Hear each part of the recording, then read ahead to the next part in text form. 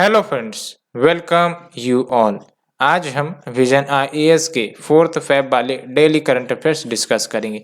Discuss करने से पहले जैसा कि आपको पता है today is 5th Feb and happy Saraswati Puja to all and hope माँ सरस्वती हम लोगों के जीवन में ज्ञान का प्रकाश भरे एंड हम लोग जो भी हासिल करना चाहते हैं शिक्षा के माध्यम से, ज्ञान के माध्यम से, वो हमें हासिल हो सके।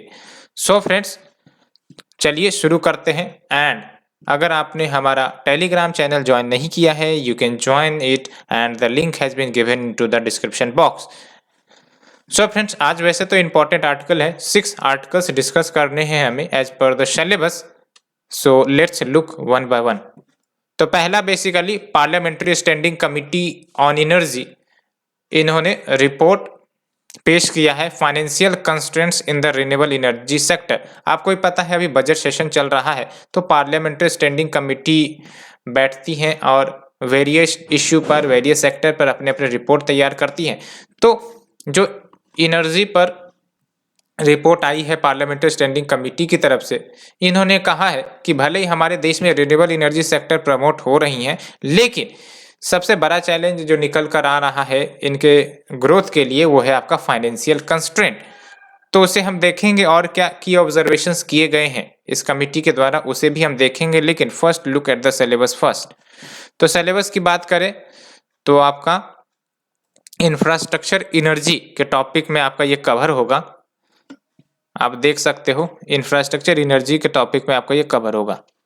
सो क्या की ऑब्जर्वेशन है तो देख सकते हो भारत को एनुअल इन्वेस्टमेंट अप्रोक्स 1.5 से 2 लाख करोड़ का चाहिए रिन्यूएबल एनर्जी सेक्टर में, लेकिन अभी जो एस्टिमेटेड इन्वेस्टमेंट होता है एनुअल लेवल पर अगर देखा जाए कुछ फ्यू सालों में तो आपका ओनली 75,000 करोड़ का ही देखने को मिल रहा है। इसका मतलब कहीं ना कहीं financial constraint renewable energy sector में हमें देखने को मिल रही है। और आपको ही पता है ये सब काफी ज्यादा कैपिटल रिक्वायर करते हैं। ये जो आपके रिन्यूएबल एनर्जी प्रोजेक्ट होते हैं काफी ज्यादा पैसे की जरूरत होती है इनको, एंड अगर फाइनेंशियल कंस्ट्रेंट होंगी तो ये प्रॉस्पेरस तरीके से ग्रोथ नहीं कर पाएंगी एंड जो हमारा टारगेट है रिन्यूएबल एनर्जी सेक्टर को प्रमोट करने का वो भी प्रभावित होगा।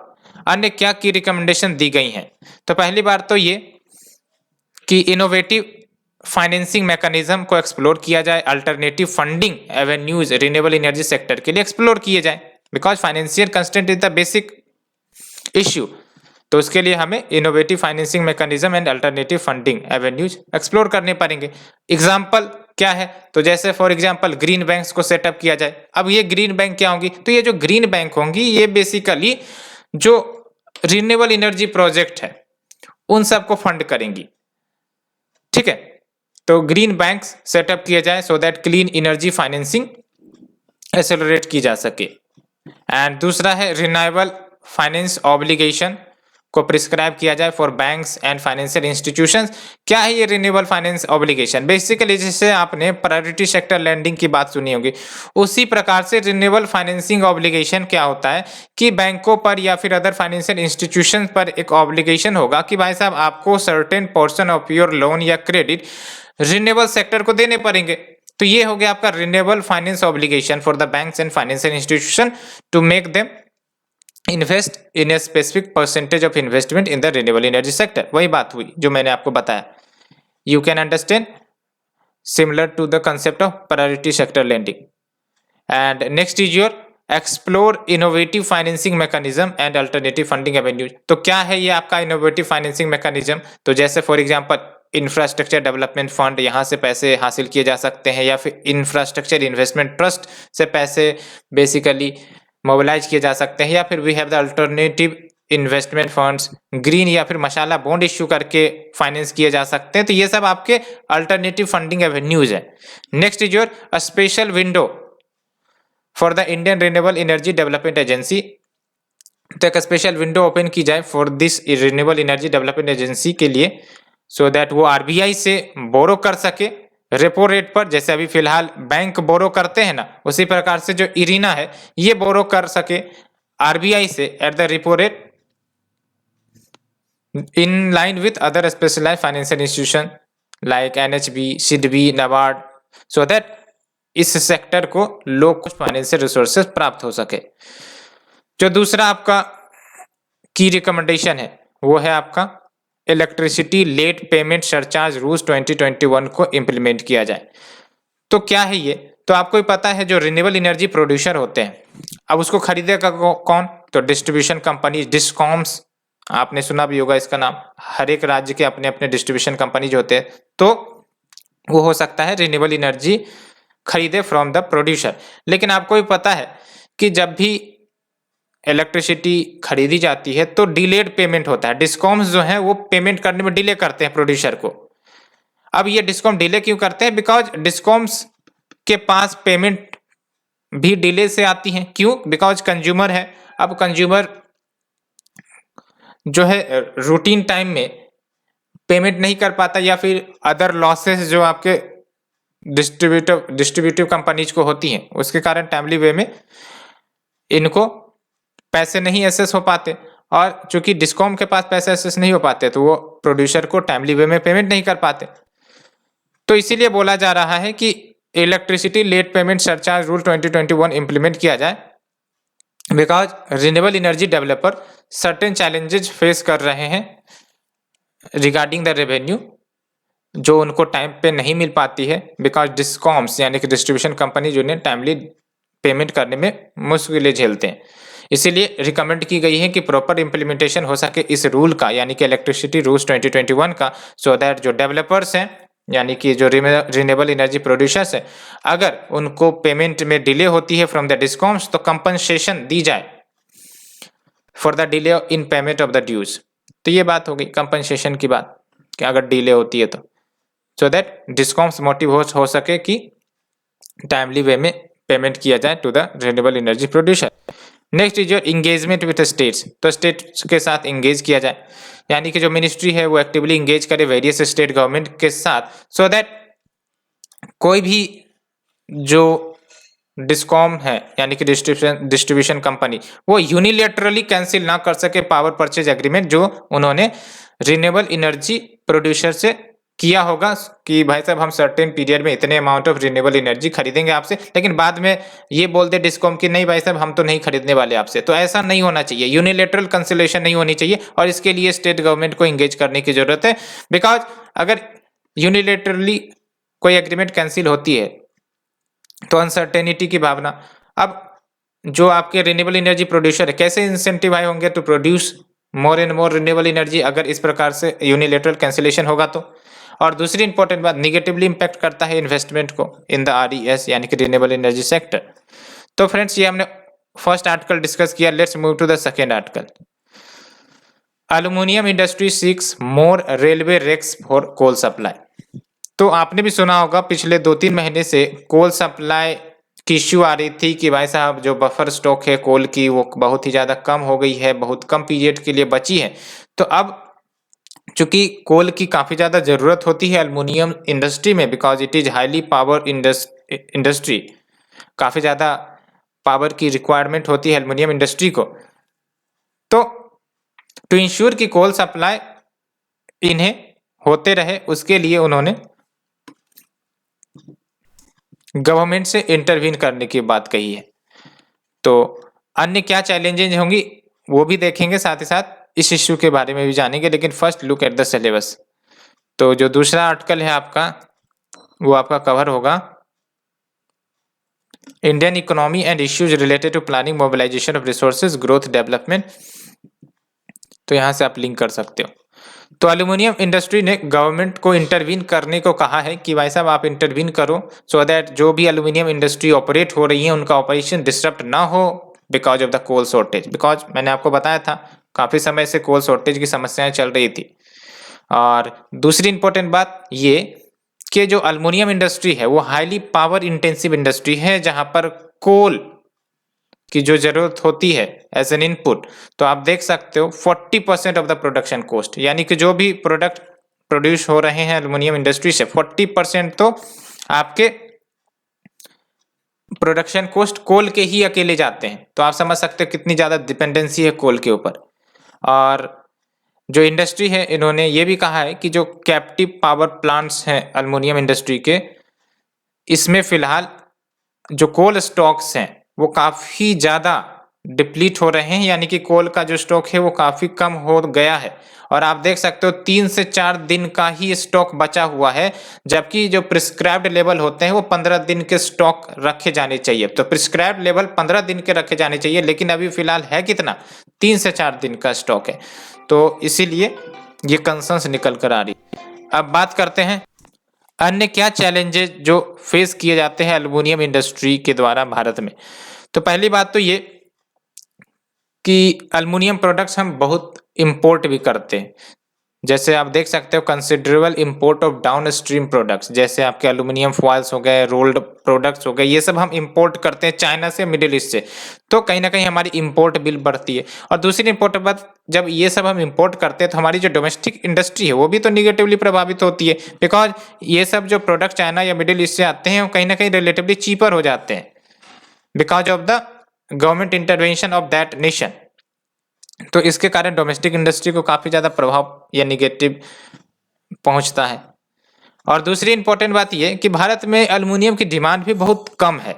कैसे, तो देख सकते हो पर कैपिटा कंजम्पशन, यानी कि अगर ऑन एवरेज देखा जाए तो एक व्यक्ति एल्युमिनियम का लगभग 2.5 केजी ही कंज्यूम करता है, जबकि चाइना में आप देख सकते हो 24 केजी, वर्ल्ड एवरेज देख सकते हो 11 केजी। अब चाइना में 24 केजी क्यों है, बिकॉज वहाँ पर मैन्युफैक्चरिंग हब है। जो भी इलेक्ट्रॉनिक डिवाइसेस आप देखते हो उसमें जनरली ये जो आपके एल्युमिनियम प्रोडक्ट्स इस्तेमाल होते हैं, चाहे वो आपका कवर बनाने की हो मोबाइल की या फिर अदर इलेक्ट्रॉनिक प्रोडक्ट्स में इस्तेमाल करने की बात हो, तो इन सब में इसका इस्तेमाल होता है। तो हमारे देश में डिमांड भी कम है, ठीक है, और वर्ल्ड एवरेज से भी कम है। तो वर्ल्ड एवरेज में तो 11 केजी यूज होते हैं पर कैपिटा कंजम्पशन अगर देखा जाए तो, और इंडिया में ओनली 2.5 केजी है। और तीसरी इंपॉर्टेंट बात या तीसरी चैलेंजेस की बात करें तो काफ़ी ज़्यादा कंसंट्रेटेड इंडस्ट्री है, यानी कि सर्टेन लोकेशन पर ही ये कंसंट्रेटेड है, ठीक है। आप देख सकते हो only 3 producers in the country. तो ओनली 3 प्राइमरी प्रोड्यूसर यानी कि आपका जो ओर है उससे एक्सट्रैक्ट किया जाएगा एल्युमिनियम। उसके बाद जो छोटे छोटे इंडस्ट्री होते हैं वो जैसे अदर प्रोडक्ट्स बनाते हैं जो भी एल्युमिनियम से रिलेटेड है।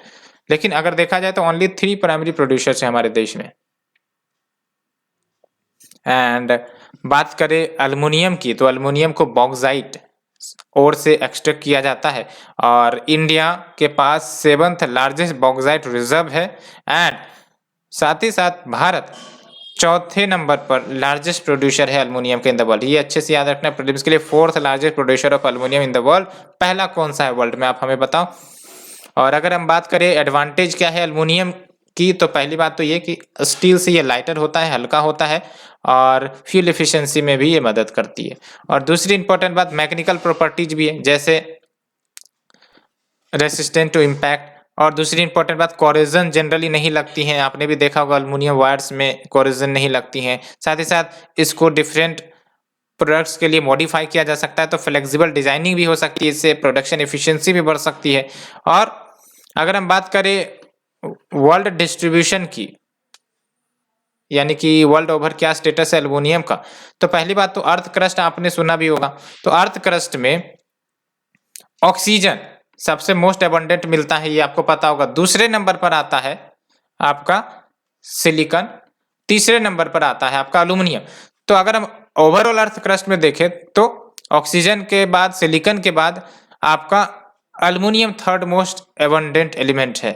लेकिन अगर हम बात करें ओवरऑल अर्थ में, तो आयरन जो है आपका मोस्ट एबंडेंट है, ये अच्छे से याद रखना है। ओवरऑल अगर अर्थ में पूछे जाएगा, यानी क्रस्ट, मेटल, कोर सबको मिला दो, तो आपका आयरन मोस्ट एबंडेंट है। लेकिन अगर सिर्फ और सिर्फ अर्थ क्रस्ट में पूछता है तो आपका एल्युमिनियम 3rd मोस्ट एबंडेंट होगा,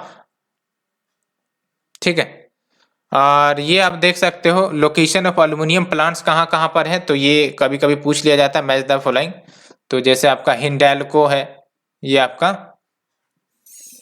आई थिंक कि उत्तर प्रदेश में, एंड फिर आपका बाल्को है, ठीक है। उसके बाद देख सकते हो आपका नाल्को है, उसके बाद इंडिया एल्युमिनियम है, और फिर माल्को भी है। तो देख सकते हो कितना ज़्यादा कंसंट्रेटेड इंडस्ट्री है और कुछ ही लिमिटेड है। तो आप समझ सकते हो, तो एक ये भी है। और दूसरी चैलेंज यही थी कि डिमांड की, हमारे देश में डिमांड पर कैपिटा कंजम्पशन देखें तो बहुत ही कम है। और तीसरी इंपॉर्टेंट चैलेंज ये कि हमें इंपोर्ट भी ज़्यादा करना पड़ता है, ठीक है। तो ये बात निकल कर आ रही है। एडवांटेज ऑफ एल्युमिनियम की बात हमने कर ली। सो फ्रेंड्स, इसे डिस्कस करने के बाद let's move to the next article. India close to finalising incentives under the new battery swap. तो ये न्यू बैटरी स्वैप के बारे में हमने आपको टेलीग्राम चैनल पर भी बताया था, क्योंकि ये काफ़ी ज़्यादा इमर्जिंग टॉपिक निकल कर आ रही है। और मैंने इसके बारे में टेलीग्राम चैनल पर भी शेयर किया था कुछ बातें, जो कि प्रीलिम्स के लिए कहीं ना कहीं इंपॉर्टेंट हो जाती है, क्योंकि ऐसे ही कंसेप्ट को पकड़कर प्रीलिम्स में पूछती हैं। तो आपको ही पता है, जब भी इलेक्ट्रिक व्हीकल्स को प्रमोट किया जाएगा भारत में, तो उसके लिए आपको चार्जिंग स्टेशन चाहिए, है कि नहीं। बिकॉज ये चूंकि बैटरी से चार्ज होते हैं, बैटरी से ऑपरेट होते हैं, तो चार्जिंग स्टेशन जगह जगह पर चाहिए।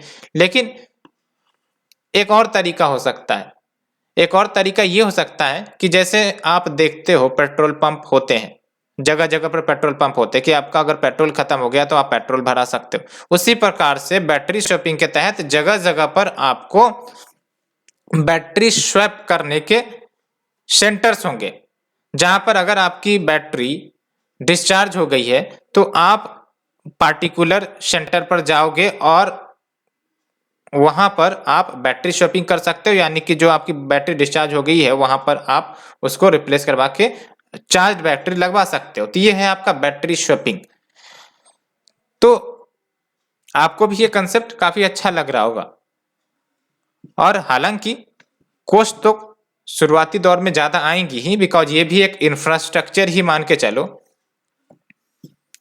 तभी जाके आपका जो ईवी है यानी कि इलेक्ट्रॉनिक व्हीकल्स को अच्छे लेवल पर प्रमोट किया जा सकेगा। तो बैटरी स्वैपिंग के बारे में भी जानेंगे। और सबसे पहली बात तो सिलेबस देखते हैं। तो सिलेबस आपका कंजर्वेशन, इन्वायरमेंटल पॉल्यूशन, डिग्रेडेशन, इसके कैटेगरी में आएगा आपका। तो एक रिपोर्ट में कहा है कि जो गवर्नमेंट है वो उम्मीद या गवर्नमेंट से एक्सपेक्ट की जा रही है कि वो सर्टेन इंसेंटिव्स लेकर आएंगी अंडर इस new battery swap scheme for the electric vehicle.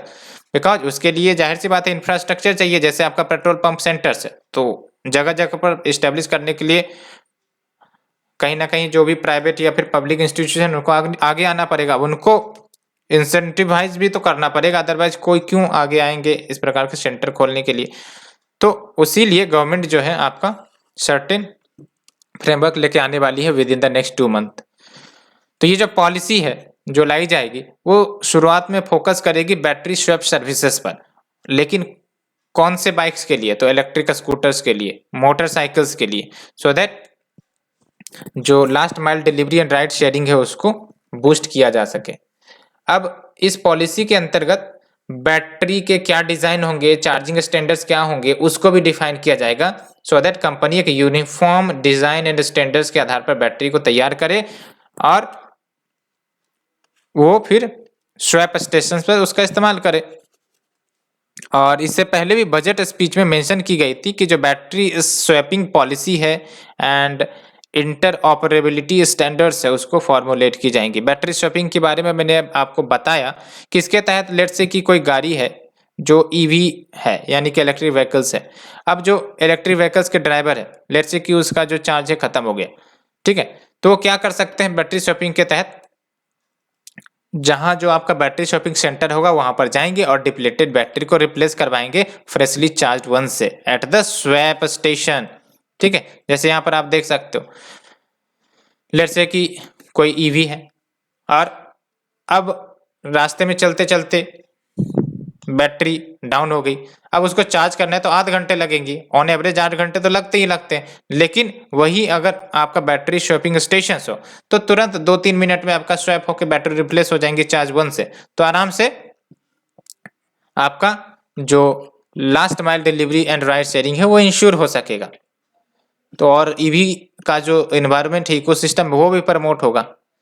तो अगर हम बात करें बैटरी स्वैपिंग के क्या बेनिफिट है, तो पहली बात तो ये कि it offer similar refuelling experience जैसा आपका इंटरनल कंबशन इंजन व्हीकल्स के साथ होता है कि जाओ पेट्रोल भराओ उसके बाद यूज करो। और दूसरी इंपॉर्टेंट बात ये कि जो हाई अप फ्रंट कॉस्ट है व्हीकल की वो भी कम होगी, ठीक है, बिकॉज अदरवाइज उसको अलग से चार्ज करना पड़ता, 8 घंटे का इंतजार करना पड़ता, तो इन सब से कॉस्ट का एडिशन होता है। अब 8 घंटे का इंतजार करेंगे तो फिर पैसेंजर्स को वो कैसे लेके जाएंगे, तो ये बात भी हो जाती है।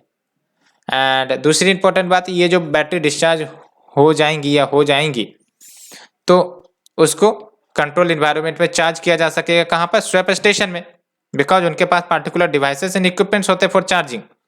इसीलिए इसके कारण बेनिफिट क्या होगा कि बैटरी की लाइफ भी एक्सटेंड होगी, साथ ही साथ सेफ्टी कंसर्न्स जो है वो भी अच्छे से पालन हो सकेंगे, और साथ ही साथ जो बैटरी यूज हो चुकी है तो उसको दूसरे पर्पज के लिए भी इस्तेमाल किया जा सकता है, जैसे सेकेंड लाइफ पर्पज के लिए इस्तेमाल किया जा सकता है, जैसे आपका मोबाइल एनर्जी स्टोरेज एप्लीकेशन सबके लिए उसमें इस्तेमाल किया जा सकता है।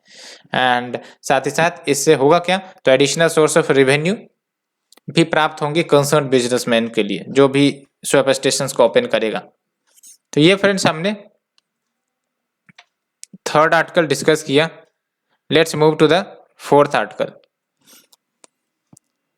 सुप्रीम कोर्ट के तरफ से स्टेटमेंट आया है, laundering more heinous crime than murder. तो आप समझ सकते हो डायरेक्ट टॉपिक है मनी लॉन्ड्रिंग, और यहां पर आप देख सकते हो डायरेक्ट टॉपिक है मनी लॉन्ड्रिंग, ठीक है, एंड इट्स प्रिवेंशन। और सुप्रीम कोर्ट की तरफ से स्टेटमेंट आया है, laundering more heinous crime than murder. और ये इशू कहां से निकल कर आ रही है, तो देख सकते हो पेटिशन चैलेंज किया गया था, जिसके तहत जो prevention of money laundering act है उसके सर्टेन प्रोविजंस को ही चैलेंज की गई थी कि भाई साहब ये जो सर्टेन प्रोविजंस है पीएमएलए के वो वायलेट करते हैं basic principles of natural justice and criminal जरिस्प्रूडेंस।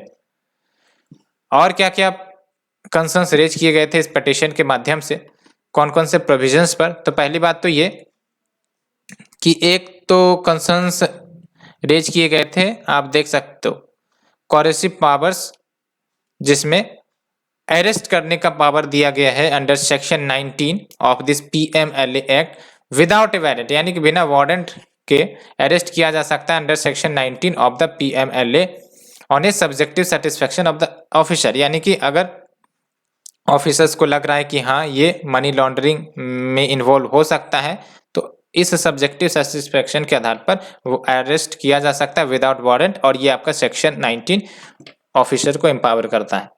And दूसरे जिस पर कंसर्न रेज किए थे वो है आपका section 45 clause 1 of the act, जिसके तहत बेल ग्रांट करने पर भी सर्टेन लिमिटेशंस है। और इससे पहले वैसे तो section 45 of the PMLA strike down कर दी गई थी सुप्रीम कोर्ट के द्वारा, लेकिन इसको बाद में फिर अमेंड किया गया था गवर्नमेंट की तरफ से।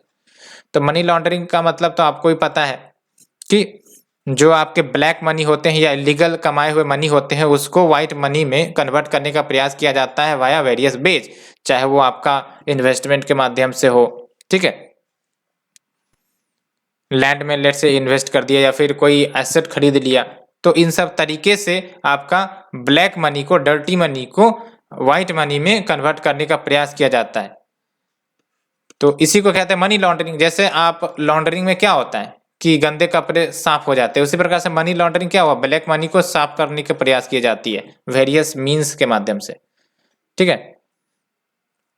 एंड सुप्रीम कोर्ट ने अन्य क्या बातें कही है, तो सुप्रीम कोर्ट ने कहा है कि जो लॉन्ड्रिंग है, मनी लॉन्ड्रिंग है, ये इकोनॉमी को डैमेज करती है, फाइनेंशियल सिस्टम को डैमेज करती है, इवन व्हाट जो इकोनॉमी को डीरेल भी कर सकती है, इकोनॉमिक के ग्रोथ को इम्पैक्ट कर सकती है, and this more serious than murder. And money laundering का इस्तेमाल सिर्फ ड्रग ट्रेडिंग के लिए ही नहीं बल्कि टेररिस्ट एक्टिविटीज को फाइनेंस करने के लिए भी की जा सकती हैं, जो कहीं ना कहीं भारत की एकता और अखंडता को प्रभावित करता है।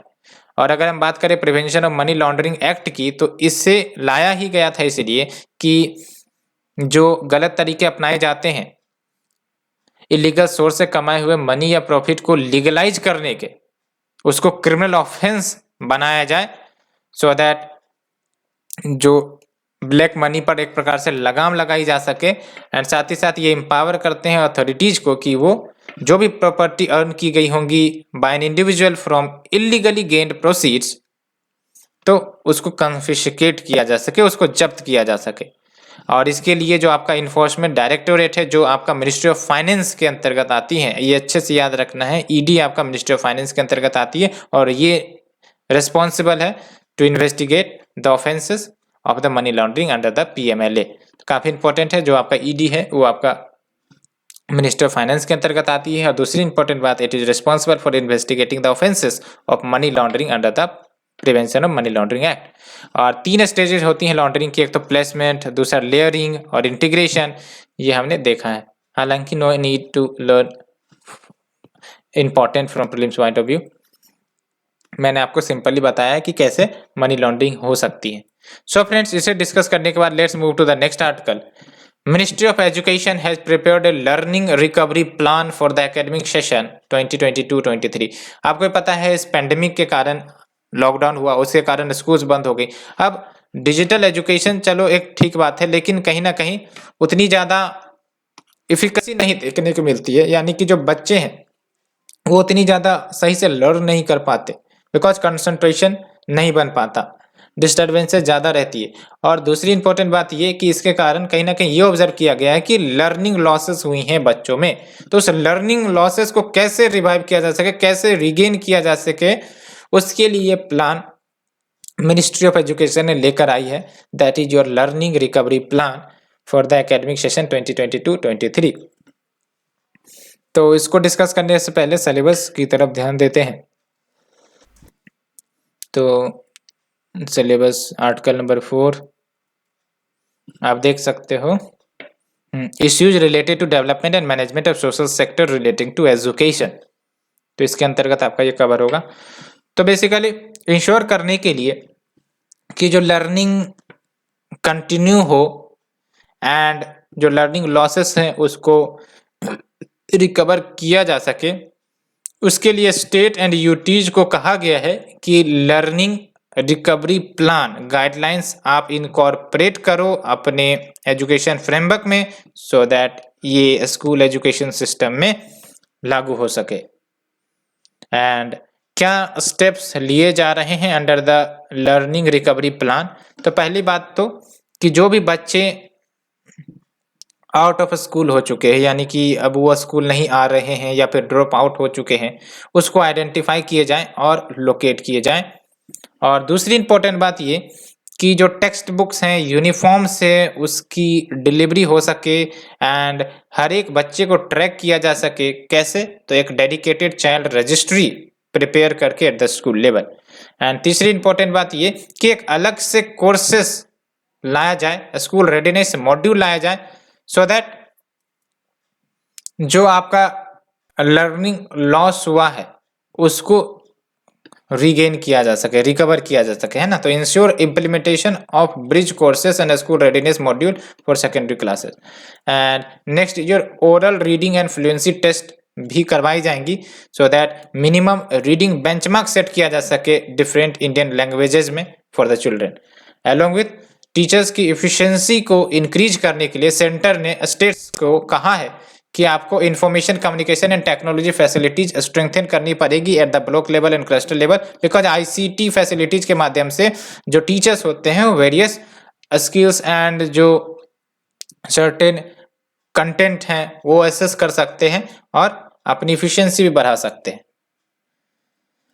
And next is your clustering of schools with private schools, केंद्रीय विद्यालय और नवोदय विद्यालय, सो दैट एक दूसरे से सीख सके। जैसे नवोदय विद्यालय के कुछ सर्टेन इंपॉर्टेंट अच्छे प्रोग्राम्स होंगे जो आपका दूसरे स्कूल्स में इनकॉर्पोरेट किया जा सकता है, प्राइवेट स्कूल्स में इनकॉर्पोरेट किया जा सकता है, इसीलिए क्लस्टरिंग ऑफ स्कूल्स की बात कही है, सो दैट जो प्राइवेट स्कूल्स या फिर केवीज या फिर नवोदय विद्यालय से एक दूसरे से सीख सके। और स्टूडेंट्स एंड टीचर्स के लिए फंड की भी बात है, जैसे फॉर एग्जांपल 500 रुपये पर हेड मिलेगा सारे स्टूडेंट्स को, और जो भी वो प्राइमरी एंड सेकेंडरी लेवल में पढ़ रहे होंगे, और 10,000 पर हेड मिलेगा for 25 lakh teachers at the primary level of the tablet for tablets, है ना, सो दैट वो डिजिटल एजुकेशन एसेस कर सके। तो 10,000 पर head for 25 lakh teachers at the primary level for tablets. And देख सकते हैं ओरल रीडिंग फ्लुएंसी लाने के लिए भी फंड दी जाएंगी, तो ये फंड्स की भी बात है।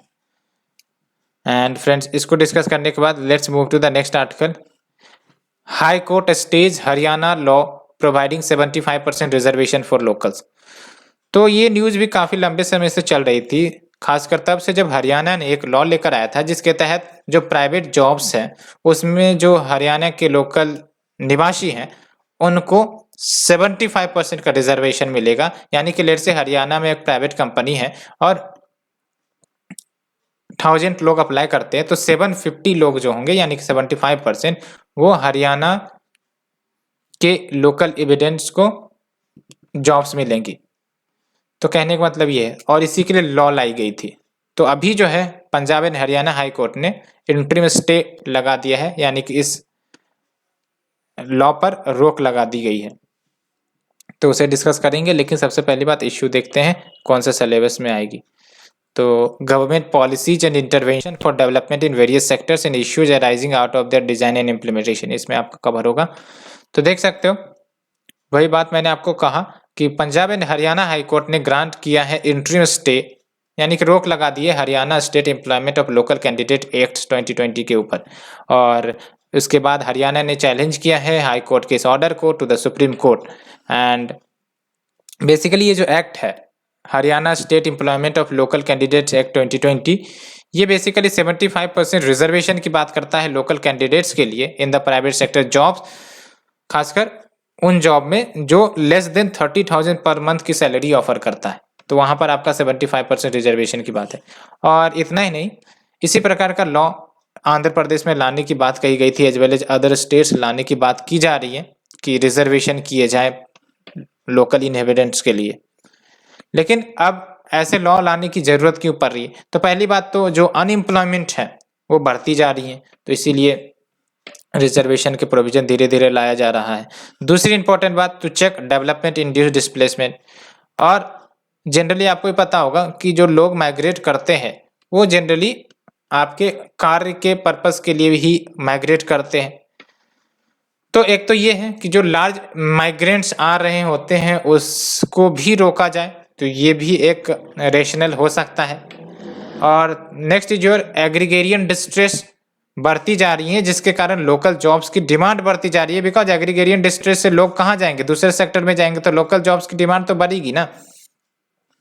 तो इसीलिए उनको जॉब्स देनी होंगी। तो इसलिए अब क्या कंसेप्ट है कि रिजर्वेशन प्राइवेट जॉब्स में कर दो।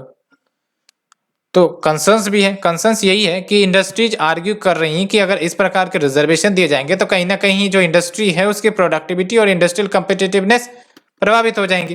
क्योंकि लेट्स से कि बेस्ट टैलेंट जो है वो अगर कोई दूसरे राज्य से आ रहे हैं तो बेस्ट टैलेंट हार्नेस नहीं हो सकेगा। तो ये बात एक निकल कर आती है। और दूसरी इंपॉर्टेंट बात ये कि अगर स्टेट का इतना ज़्यादा इंटरवेंशन होगा तो जो कॉर्पोरेट सेक्टर है वो इन्वेस्ट करने से कतराएंगे उस स्टेट में। तो it can also deter the corporate sector from investing in the state. And इस प्रकार की रिजर्वेशन हो सकता है आर्टिकल 15 को वायलेट करते हैं, आर्टिकल 16 को वायलेट करते हैं, आर्टिकल 19(1) को वायलेट करते हैं। आर्टिकल 15 बेसिकली क्या बोलता है, no discrimination in terms of opportunity, ठीक है। एंड सुप्रीम कोर्ट ने doctor Pradeep Jain versus union of India case में बेसिकली एक्सप्रेस किया था कि इस प्रकार के जो पॉलिसीज हैं वो अनकॉन्स्टिट्यूशनल होंगे, लेकिन इस पर एक्सप्रेसली कोई जजमेंट इन्होंने नहीं दिया था। और ये जो केस था doctor Praveen Jain versus union of India किस इश्यू पर था, legislation for sons of the soil, इसके ऊपर। एंड जो लॉन्ग टर्म सॉल्यूशन है वो कहीं ना कहीं इन अनएम्प्लॉयमेंट की लॉन्ग टर्म सॉल्यूशन तो यही कि भाई साहब ट्रेनिंग एंड स्किल किया जाए लोकल यूथ को, साथ ही साथ जो कोर इश्यूज है अनएम्प्लॉयमेंट के उसको एड्रेस किया जाए। जैसे आपका डिमांड एंड सप्लाई का इशू है, डिमांड ज़्यादा है लेकिन सप्लाई कम है, ठीक है। तो मैन्युफैक्चरिंग को बूस्ट किया जाएगा, है ना, इन्वेस्टमेंट बढ़ाई जाएंगी, तो वहाँ से आपका अनएम्प्लॉयमेंट की समस्याएं खत्म हो सकती है, कम हो सकती है। तो ये बात है। सो फ्रेंड्स, ये हमने 6 आर्टिकल डिस्कस किए आज, होप यू अंडरस्टूड। सो आज के लिए इतना ही फ्रेंड्स, आज लेट होगी पब्लिश करने में, but sorry for the delay. Thank you friend, thank you very much.